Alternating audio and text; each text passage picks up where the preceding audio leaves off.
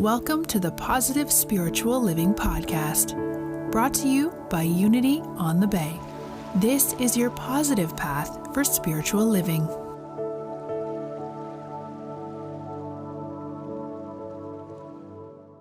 It's emotes, but for the invitation, right? I mean, that is also an invitation for asking ourselves what we stand for, what we stand up for, and what we can do with that which is within us.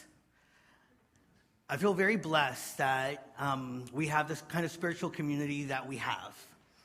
Amen? Amen. You don't even know why, but you feel it. Well, because there are things that are easy to talk about, and there are things that, at least for me, may not be as easy to talk about. And yet, I believe that we are in a safe space, right, where we can have some of these more challenging discussions, at least challenging for me, and that we can invite ourselves to check in about what we believe, how that's meant to show up in the world, and who we are as a result of being not only individual expressions of the divine, but a collective expression of God. It does make me a little nervous, some of the things that I want to share with you today, because I know that they can be a little prickly, and I already had some people coming up to me after the 9 o'clock service and just sharing some of their perspective, which I appreciate. I am comfortable with having some of those type of conversations, and comfortable with being uncomfortable in some of them. So as I've been doing quite a bit lately, I think, I'm going to just invite you to be okay with being a little uncomfortable if that comes up. And if you're not uncomfortable, push a little bit more to the place of uncomfortability. One of the things that I've shared with you before, I love the Neil Donald Walsh quote that says, life begins at the end of our comfort zone, right? That's the place of growth. That's the place of evolution. That's the place of deepening for me. And so I want to talk to you about the intersectionality of spirituality and social justice. The intersectionality of spirituality and who we are as divine creations of God and divine expressions of God, and our own conscious evolution as a human family and our place within that. We don't have to go too far to understand that there is a connection. Our master teacher and way shower was a beautiful model of this. Jesus, right, brought about a greater understanding of our truth, a greater understanding of our oneness and our connection with the divine. And he was also somebody that was deeply involved in the social justice issues of his time. And he was somebody that, yes, brought the consciousness and took action from the place of that consciousness. He didn't just, pray about it. He did something from that space of prayer, right? So he invited people to come together, and he would teach and he would guide. But when he was walking down the street and he saw a woman almost getting stoned, he didn't just take a step back and pray. He got in the middle of it. He got right in the midst of it and invited people to maybe see it in a different way and act in a different way. And so I believe that we are also being called to do just that. From that place of consciousness, be in the midst of it. I love that we can call ourselves spiritual beings living in the world, right? Like, we are in the world. Part of, I believe, the gifts that we have and that divinity that is within us, for me, is so that we can be in the world and bring about an uplifting of consciousness and an uplifting of the whole human family. And so, for me, this is really about our stepping into what Andrew Harvey, he's a spiritual leader that I've followed for many years, he calls sacred activism. And sacred activism, listen, I've been with it for a while, so many of you know this. What you may not know is that when I first entered ministerial school, to enter, you had to do a 5-minute talk in front of this whole group of Unity ministers.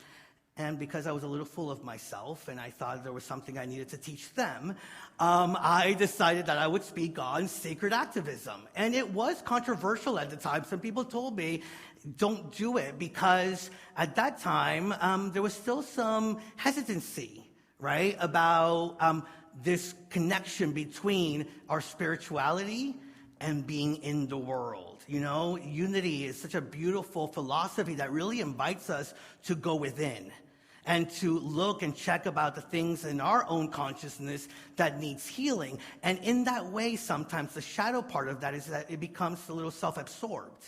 And many times, until I'm right with myself, I can't go out into the world and take action. And that's some of what used to be a part of unity in some places. I don't think ever at Unity on the Bay, quite honestly, but in some places. And I do appreciate that it does invite us to take full responsibility for who we are, our consciousness, and how we show up in the world. And it's not only about our individual consciousness, but we get invited to take some responsibility for the collective consciousness. And so things have changed within unity, within the new thought, within this idea of spirituality, getting involved in the greater conversations that are happening in society about the state of different things and how different things are showing up. And, you know, being a mystic, a modern day mystic no longer means that you just sort of like divorce yourself from society and go up the mountain and pray and meditate. We can be a mystic right here and right now. I would venture to say that all of us are mystics right here and right now. And from that space of mysticism, we're able to affect change within our own lives and in the life of humanity. And it is really about knowing that even in the midst of that challenge, those social justice issues that are really being, or really calling us, that even in the midst of all of that, the potential for good is there. But I don't know about you, I don't ever like to let a good amount of potential go unused, right?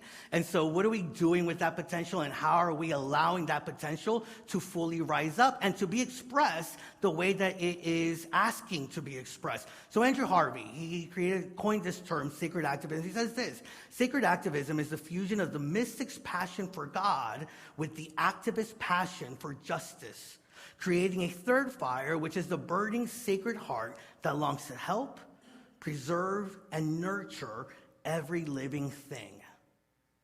Now, it's interesting because when I read that, I don't see a difference. You know, I don't see the three fires. To me, it's all one big fire that is alive in us. Because for me, having a passion for God is about having a passion for people. Having a passion for God is having a passion for justice and the way that people are treated, and the people that, or the ways that we invite other people to know just how loving and worthy they are of love. All of us are. And so for me, it's just two sides of the same coin, right?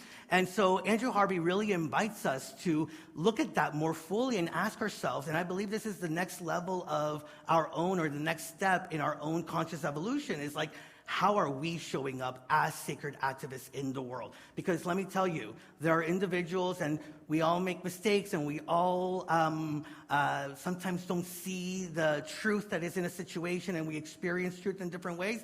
And so there are people that are, and there are situations that are showing up with the lack of awareness about our oneness, lack of awareness about who we are as divine expressions of God. And so the people that know that we are one, that know that there is this God within our own very being asking to be expressed, we got to do something with that, is what I believe. And we do that in our lives. We do that in our individual relationships. But today I'm going to really invite us to look at the ways in which we can do that and extend it in even greater ways when it comes to social justice issues. My hope for you and for us today is that this week you leave more aware of a social justice issue that is asking you to be a part of it.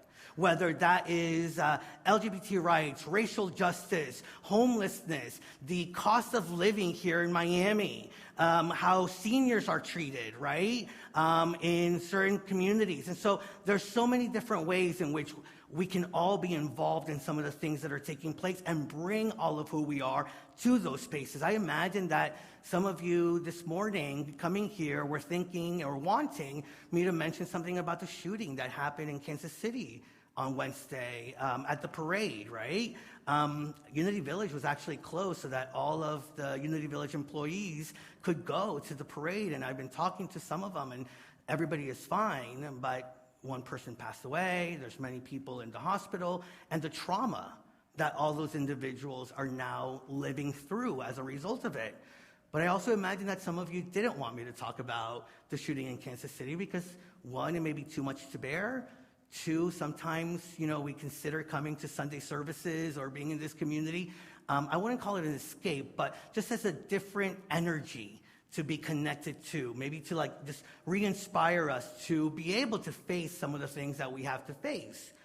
I know that many of you have asked me about sharing where I'm at with the things that are happening in Israel and in Gaza. And so many of you have shared that you'd rather me not get into it because it's too political, it's too prickly, and there's so many different ways of being able to see it and experiencing. Well, about the politics, just know that my major was going to be political science. So it sneaks in every so often. But I really do believe that it's no longer about being shy about having some of these conversations, that we are being asked to have strength and have courage to have the hard conversations because it's actually part of our spiritual journey. It's part of our spiritual evolution, and it's part of our self-actualizing.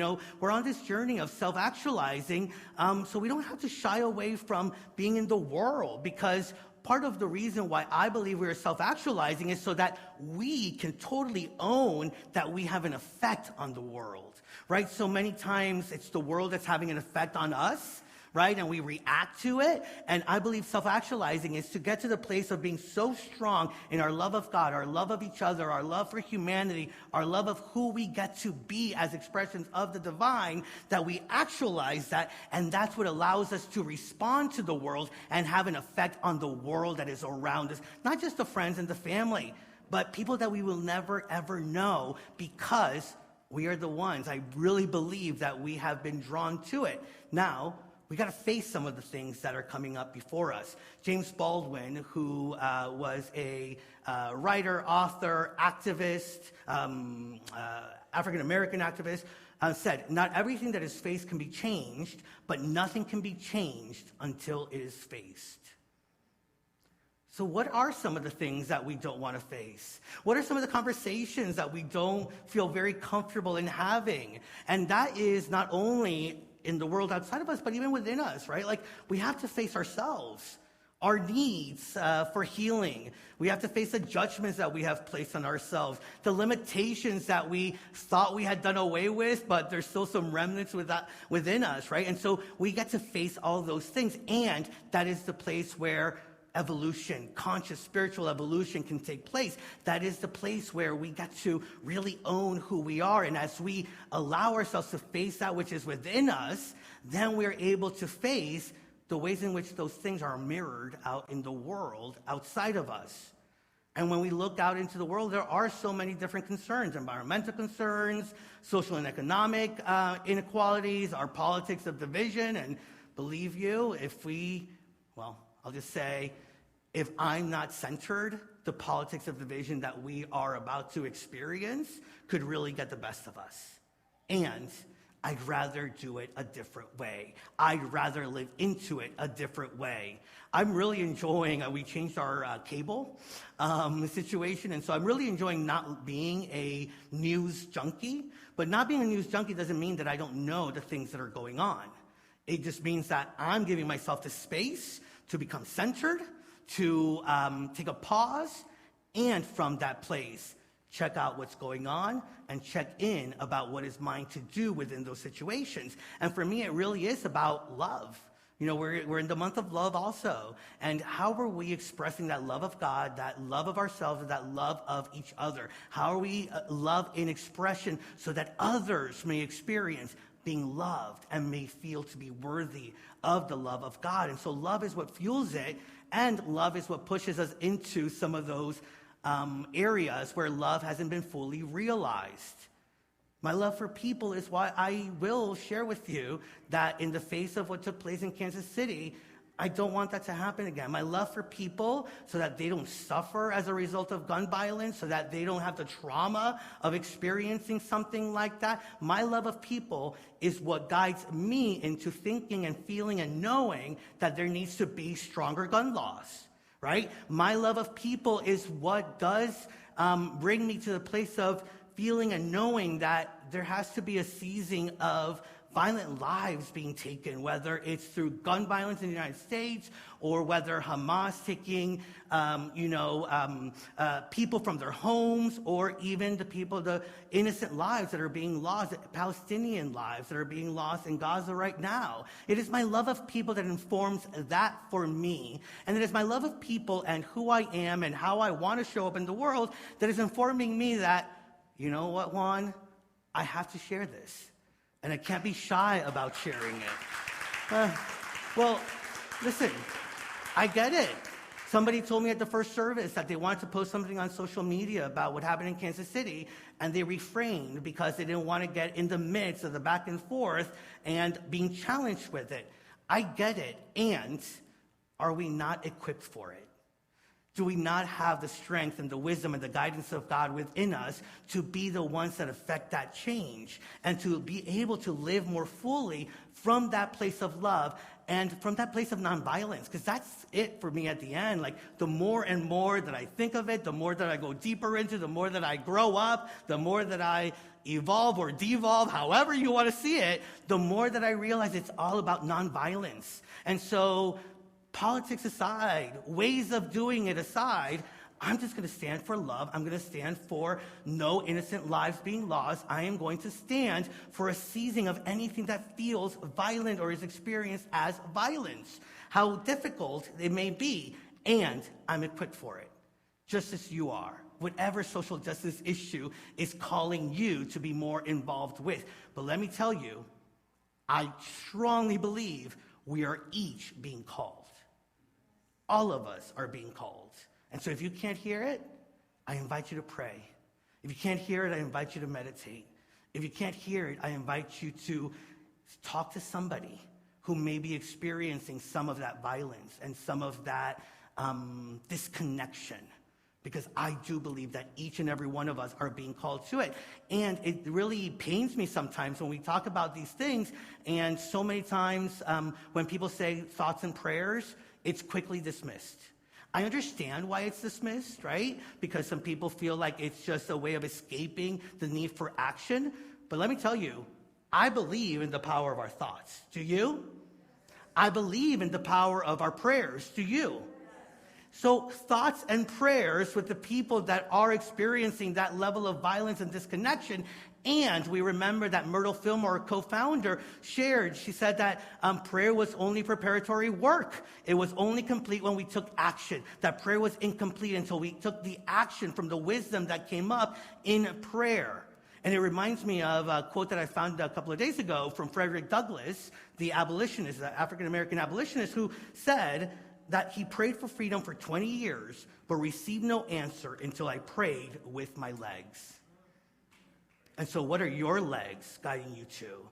What are the ways in which your hands are asking to reach out to somebody that is in pain, that is hurt, and that is needing to experience that love of God that we know is the truth of our being? In the 1 John chapter 3, verse 17-18 says, "How does God's love abide in anyone who has the world's goods and sees a brother or sister in need and yet refuses help? Little children, let us love, not in word or speech, but in truth and action." I believe that we are called to be the rebels that Jesus modeled for us. He embodied this fierce love and this fierce passion for justice, and his teachings, yes, emphasized forgiveness and loving thy neighbor, and his actions were a testament to the things that he believed and came to teach. I know that I'm always being asked when I speak with you to look at the ways in which I'm out of integrity with the things that I am speaking to you. And I invite you, as we talk about this without guilt or shame, to ask yourself, are we out of integrity with showing up as love, showing up as peace, showing up as that social justice rebel-minded, Jesus models perfection of the Christ consciousness that we are? And so we can't be recluses during this spiritual journey. That's not what I believe this journey was supposed to be. We were meant to be in community and in connection with each other. And I believe that the next level of owning our principles in unity is, as Reverend Pam mentioned earlier, to live the truth that we know, to live the principles, and to do it not from a place of being shy, but from a place of really standing in the power that these principles give us. These principles aren't only so that we can live into heaven, it is so that all of us can live into hell. And if we believe that we are all one, and that we are all mirrors of each other, if there's one person that is not living heaven on earth, it's a reflection that I got to do something about. Because we all will live into heaven on earth when we all live into heaven on earth. My heaven on earth will be short-lived if everybody else is not living into it. And so it is for me and for us to lift each other up in that moment and in that process. I believe that we are here for a reason. I know that we mentioned this on Sundays, right? Like, we're here for a reason. But think about it.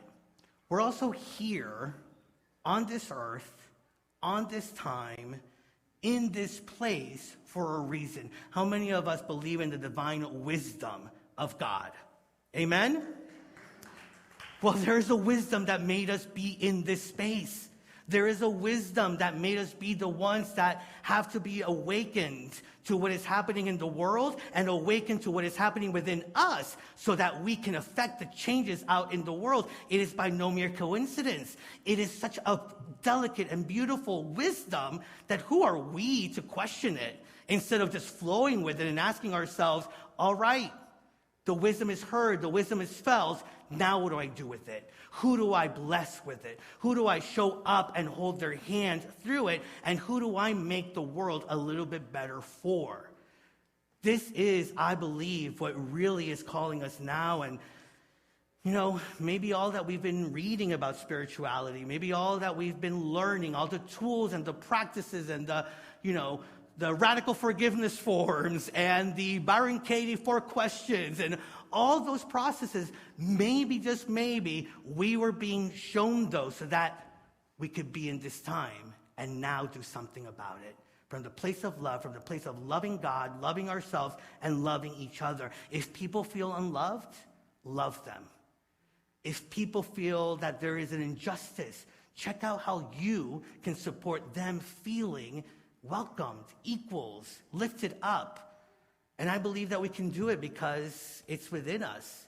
Everything we need. L.R. Nost, who is a writer, says this: do not be dismayed by the brokenness of the world. All things break and all things can be mended. Not with time, as they say, but with intention. So go. Love intentionally, extravagantly, unconditionally. The broken world waits in darkness for the light that is you. Brothers and sisters, let us love not only in words or speech, but in truth and in action. And I invite you to ask yourself, what is your truth? And what will be your action to live that truth more fully? Then truly, when we do that together and connected in the awareness of God living through and as us, we will be celebrating, honoring, and dancing in the streets. That beautiful song that was sung.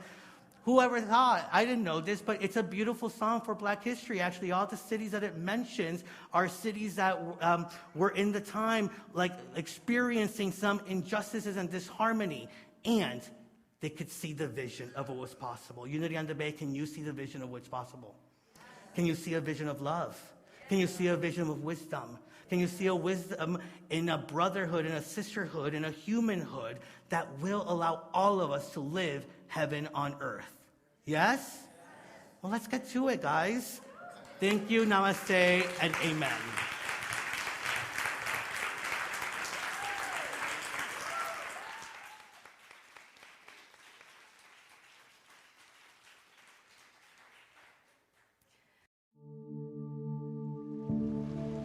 We hope you enjoyed this episode of the Positive Spiritual Living Podcast, brought to you by Unity on the Bay, a spiritual community located in Miami, Florida. Unity on the Bay is supported by the generosity of its community. If you'd like to make a donation or learn more about Unity on the Bay, please visit unityonthebay.org.